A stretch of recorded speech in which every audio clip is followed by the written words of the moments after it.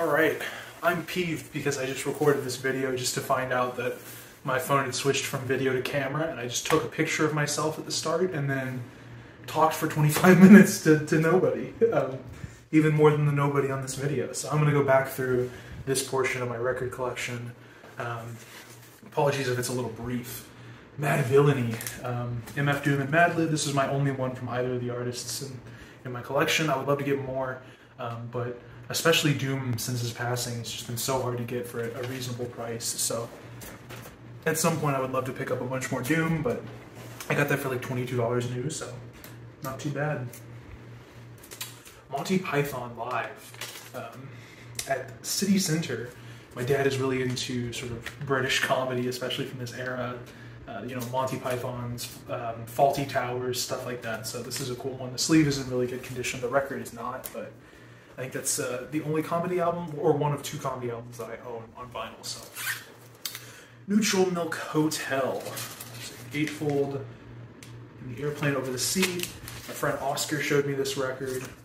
He showed me a bunch of the records that I'll have here. He showed me Duster, for instance. So the next one as well. So I got that one for pretty cheap. I want to say like $14. So happy with that purchase. Ooh, records are sticking together. Nick Drake, Pink Moon. This is another one Oscar showed me. Really tragic story behind Nick Drake, but this is a fantastic album. I love this record. It instantly resonated with me the first time I listened to it. And I found this, I think it's a gatefold, yeah. It's a gatefold, I'll show it real quick.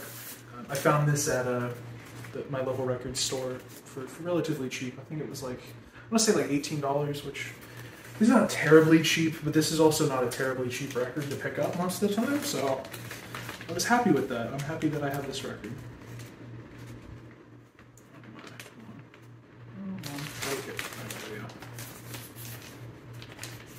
So I'd like to potentially pick up more Nick Drake in the future, but for now, happy that I have that one. This is a cool one. Another one I got used at Waterloo Records. I want to say this was like $4. This is Night Flights Volume 1 by Night Flights. And I just loved the artwork, the sort of the space station and the galaxy with the Earth in the back. I just loved it. I thought it was such a cool artwork piece. Art by Kaveh Soufi, K-A-V-E-H-S-O-O-F-I. But yeah, this is a really cool record, and the pressing was a cool color as well. It sounds pretty good. It's in decent condition. I would even say good condition, but there's some weird discoloring in the vinyl. So, but whatever. I would have bought this if it was a black vinyl for nothing but the album artwork, and it actually sounds really good as a bonus. So, live from Wagon Camp at the Pioneer Town, the Old Medicine Show. Wimberley, Texas has this place called Pioneer Town, which is like an old Southern style town from when the cowboys used to live. And growing up in Texas, my dad would go here as a kid, and then he brought us there when we were kids. So they have a little place in Wimberley where you can stay. Sort of, they have like little cabins that sort of have evolved over years. There's a swimming pool there. There's a big river. The town's very old-fashioned style. It's really neat. And they used to have a performance called the Old Medicine Show. So there's a bunch of signatures and everything on the back. This record is in such rough condition that I don't want to listen to it, because this is a rare find. It's in horrible condition, but you can't really find this thing anywhere. But he would always tell me stories as a kid of the Old Medicine Show, and so finding that from his extended collection recently was really cool. Sort of a link to the past. This is Olivia Rodrigo, Sauer. This is the Target exclusive alternate artwork pressing, whatever. I really like the artwork on this. Very Paramore-esque on a lot of these songs. And then particularly with some of the slower songs, I really like them. There's also some pretty mid tracks on here in my opinion, but blue vinyl. I need to re-sleeve this real quick, so I'll do that while I talk about it. That paper sleeve is real nasty.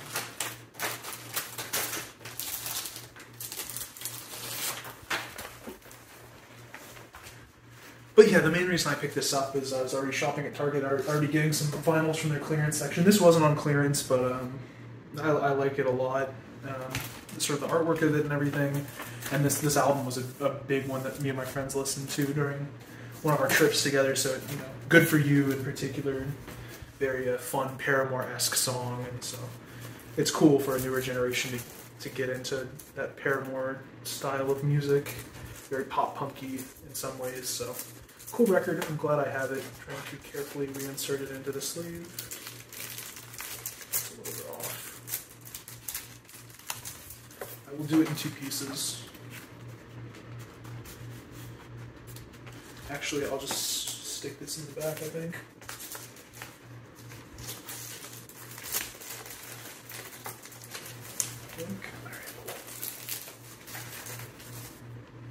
So Sauer, Olivia, Rodrigo.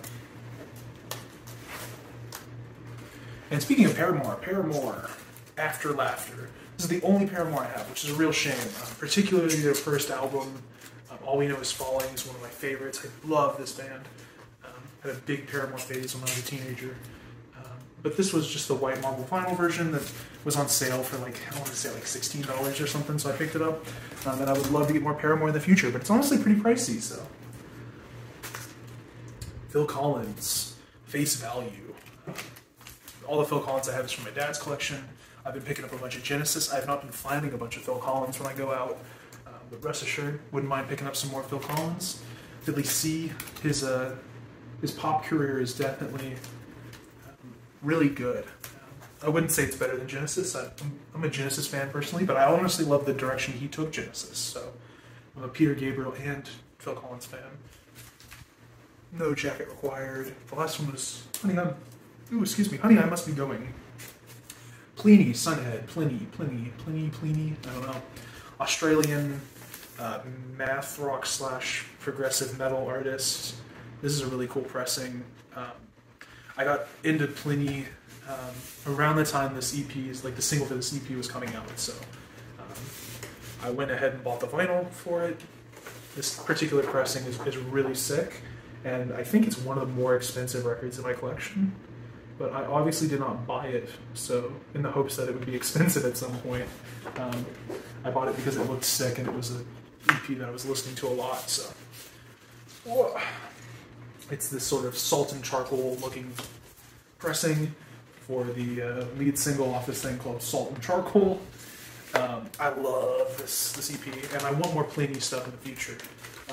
The company that does these pressings, Sheet Happens, do a lot of tablature, like physical tablature for artists in a similar vein, sort of progressive metal, gent, math rock style artists. And they also do these vinyl pressings that look fantastic, but some of them really don't match the visuals of the art, which is a big thing for colored records for me. I want either a black or a colored record that matches the album. So, Shoot for the Stars, Aim for the Moon by Pop Smoke. I'm not a hardcore Pop Smoke fan, but who can deny his talent? And this is a gorgeous pressing. This is one I got at Target. It was really cheap, or not really cheap. It was like $17 or something, but it was on sale for like 50% off or something. So I got it for cheaper than I think most people could get a contemporary hip-hop record that looks as good as this. And just, you can't deny it. Pop Smoke has some fantastic songs, dude. Alright, The Producers. I am not familiar with this artist at all, but 2 records that my dad has, I believe Self-Titled and then Run For Your Life, so I'll have to give those a spin at some point. Rise Against. This is a Target exclusive. The sleeve was a little beat up, so it was not only on clearance, but it was on 50% off sale. So I got it for $6, I think, at Target, along with Olivia, Rodrigo, and Pop Smoke. Silver vinyl pressing, the Nowhere Generation.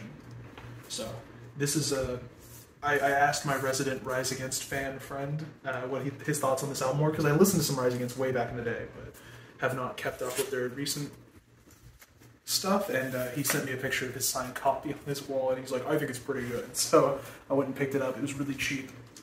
No complaints. My favorite band of all time, Rush. I have way less Rush than I would like. Long-term plans to sort of collect all their albums, but they're very expensive, particularly some of the newer 180 gram metal represses from 2015, back when I had no money.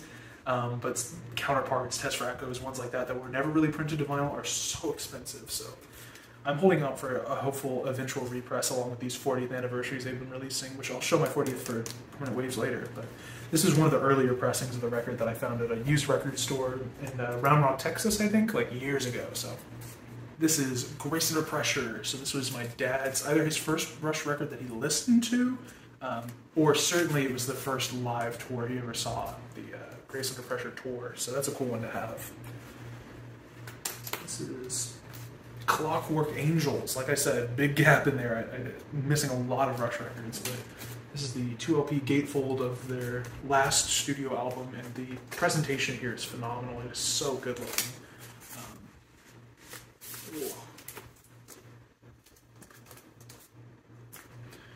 It looks so good. It sounds so good. It is on thick vinyl. It's mean. I've had trouble finding exactly what version I have. I got this in 2017 or 2018. I sort of got it for myself as a congratulations on finishing your semester in college. I think it was my first semester. And so I got that, and I've had trouble knocking down which version it is. I think from the record indicators it's the European 200-gram version, but I can't tell exactly. The Ruddles. This is a funny one. This is like a parody Beatles project that really threw me for a loop when I first saw it. I haven't actually gotten a chance to listen to this. Another one my dad had. But I don't know if those are parody songs, like Weird Al style, or if those it's just a comedy album by a group, like similar to Monty Python's live album. I don't know. I did a whole spiel on these records the first time I tried to record this. Sam Moss, Fable. This is his first full-length album. I found one of his singles on one of those music posting sites like forever ago, off one of his EPs. It was the song Walking the Line. It was really good. I started following his stuff. He put this out. I think there were some growing pains with this one. His EP previously was all guitar, acoustic guitar, fingerpick, and classic folky style, and just vocals. And I think there's a little bit of roughness around how the full band is integrated into this one. But that being said, it's still a fantastic record, and I only judge it harshly in comparison to his other records. But highly recommended. I asked my brother to get that one for me for Christmas one year. He ordered it off his Bandcamp. It came with a little signed insert that says like, "Oh, thank you, Jared," from Sam Moss. So it was addressed to my brother. When I picked up his second record, I ordered it under my name, and he sent the same thing. It was a little, "Thank you, Daniel. Kind regards, Sam Moss." And so it's really cute. This is Neon, his second full-length record, and this record is his best, in my opinion. It is phenomenal how good this record is. Neon, Rusty, Flowers, Here Again. There's so many good folk songs on this record. I cannot recommend this enough. And his final record, which I got very recently, but it came out in 2020, Shapes. This is a really good record. I like this a lot. It is not as strong as Neon in my opinion, but it's still really good. When it came out, I was broken in college, so I didn't pick it up, and then I had the realization while starting to get back into record collecting that I didn't have this yet, so I went and got it off his Bandcamp. Very happy. He didn't sign anything for me. Sucks. I also managed to knock over something, and it hit my cartridge, or it hit the arm on my record player and scratched the record the first time I listened to it. So very sad about that, but we move on. The 12 by Sauer. This is very in a similar vein from those Fint Plates records I talked about earlier. Sort of cheap European import records that I bought off Bandcamp forever ago, before the vinyl craze really popped off, and people started price gouging the hell out of new records. But I think I got this for like 15. I want to say these were like $12 before shipping, and then ended up being close to 20 for me because it was UK. But very, very good. Sort of ambient future garage, old school dubstep inspired record. The 12 by Sauer. This is one of those Goodwill finds that I haven't had a chance to listen to yet, but it's so sick looking. Starpoint Restless. This is such a cool design for a record. I really want to listen to this, so I'm going to get around to it at some point. But I like the Banjo Barons. Sometimes you find a record and it looks so sick that you're like, I gotta get it. And it's like a buck at like some flea market or Goodwill or whatever. So, Flower Boy by Tyler the Creator. This was my favorite Tyler the Creator record. This is the original pressing on sort of Piss Gold record. Here piss gold vinyl. A big old unfurly poster for all the lyrics and credits and everything there. There's the color. This is my favorite project of his. A friend I worked with had the original like Wolf and everything on vinyl record, so I was like, oh, that's so sick, I wish I had gotten that. And so when this came out, we sort of had a pact that was like, hey, as soon as he announces the vinyl pressing for Flower Boy, whichever one of us sees it first, you know, text the other, make sure they get one in time. And so we did, and we both got this record. So it's my favorite Tyler Creator project. I also have the limited edition pressing of Igor that was released either at or around the time the album came out. It's this really, really sick, deep light green vinyl.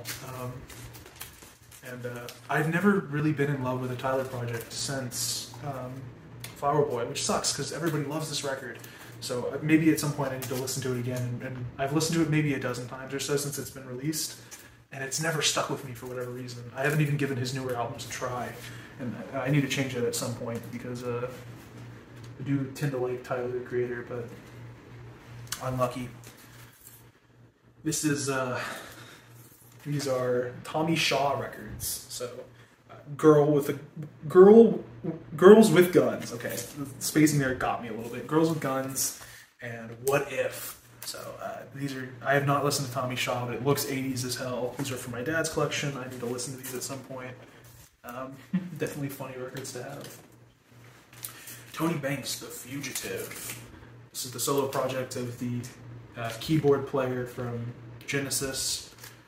I've given this a listen on digital, but this is one of the ones from my dad's collection that I got very recently, so I've not listened to it yet. So on vinyl, so I need to. Monuments by Ume. This is like a local Austin band that opened for Cheap Trick. I believe they're local to Austin, but they're a smaller band that opened for Cheap Trick back in 2014, promoting this album. And I found it like a few weeks ago at my local record store, brand new, on sale, so I picked it up. They had, I think their first ever EP had a bunch of like pretty flowers on it or something. That EP is crazy good. I love that EP. But this album is also really good. I listened to them a lot around the time that I saw them live with Cheap Trick, so I saw this in the store. I had to pick it up. Oh, here we go. This is Valium Aglian. Aglian, I believe is how you say that. But Duster side project. I think the rough story goes like they decided to put out some stuff under this pseudonym around the time that Stratosphere came out. It never really picked up. They had a vinyl. They had two projects. One was pressed to vinyl. One was on cassette.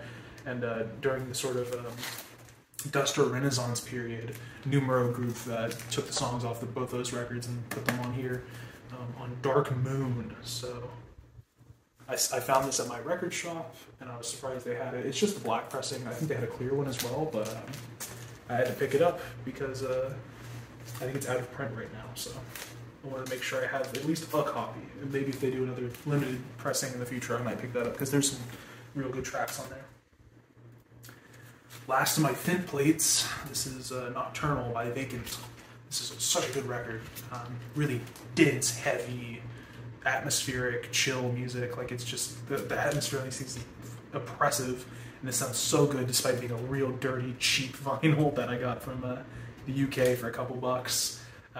This thing, because the sort of style that these artists are going for is that sort of record scratchy, like fuzzy, sort of very warm sound. Like even though the record's kind of trash, it still sounds fantastic. It sounds like what they're going for. So I love that. That was one of the first records I ever bought. Weird Al Yankovic, eh? So in 3D. So I grew up listening to a lot of Weird Al. My dad was a Weird Al fan. I became a Weird Al fan. And it was interesting because I found out about a lot of classic tunes that Weird Al was parodying through Weird Al. Because late 90s, so a lot of the, going back and listening through the Weird Al catalog, I found out about a lot of good music that most people knew about. But I didn't because of how young I was through Weird Al, so that's a cool story. The Wild Feathers, Greetings from the Neon Frontier. This is a local Austin band, and this record means a lot to me because my dad went to go see them live. Like he does, he tends to not tell me he's going to see live concerts anymore, and so he doesn't take me, which sucks, but we went to a lot of live shows as a kid.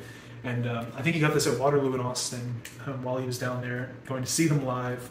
Found it for like $20 or something. He decided to pick it up and give it to me. And it just meant a lot because when I was digging through his old records and looking around, and I was purchasing a couple records for myself. I think this was 2018 or something like that. He was like, vinyl, you know, because my dad's very pragmatic. He had a lot of vinyl records, but that's because he liked to listen to a lot of music. And when you know, CDs took over as being like the method of consuming media, he switched over entirely. And then when digital music became a thing, the iPod came out. He would use like early streaming services like Rhapsody, and he would burn all of his CDs and upload them to his iPod. You know, all the countless CDs that he had. And now he's on Apple Music, you know, so wherever's most convenient is where he lives. But, you know, I always thought this was cool that he was like, hey, my son's starting to like vinyl records for whatever weird reason kids like vinyl records, so I'll get this for him. I always think fondly of that record for that reason. Real close to the end now. Yes, this is closer to the edge. I found this at a shop in the mall, like 2016, I want to say. And I was like, oh, I like Yes. I haven't listened to this album, but I'll grab it. And it was real cheap. It was like $7 or something. So it's cool that I have this. I don't listen to this album a terrible lot. I like it, but it's not my favorite Yes project. But it's still cool to have. It's got an interesting enough story, at least to me, behind it. My favorite Yes record, 90125? Yeah, 90125. 90,125. I like this record a lot. When I was getting more into Yes, one of my drum teachers, I've played drums most of my life, one of my drum teachers was like, I'm going to teach you this cool song, it's called Changes, and it's just a fun song that has a fun time signature, and so Changes is a fun song to play. And then of course Owner of a Lonely Heart, which the place I got this in Denton, I got this at was it Books and More, I think, in Denton. They put the little, hey, with Owner of a Lonely Heart on here, so you know, if you know the single and you're like, oh, I'll buy this record, but I knew this record and I saw it there, and it says $18 here. I think I got it for like 15, so it's my favorite Yes record. Anyway, that's the majority of my collection alphabetically. I have some soundtracks that I'll go over, as well as some box sets, but that's the majority of my vinyl record collection right there. So.